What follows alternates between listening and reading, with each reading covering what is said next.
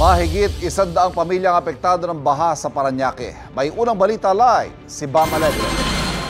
Bam.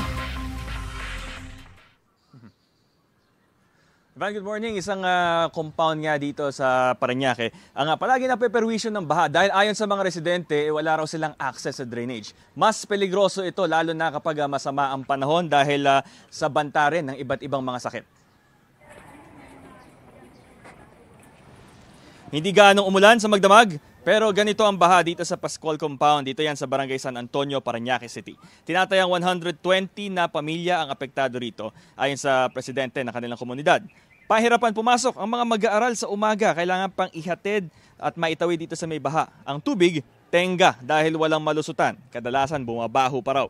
Marami na rin daw ang nagkakasakit tulad ng leptospirosis at dengue. Sa katunayan, ayon sa presidente ng komunidad na si Arvin Eva, may isa raw silang kapitbahay na namatay noong nakarang buwan, isang 50-plus-year-old na lalaki dahil sa leptospirosis.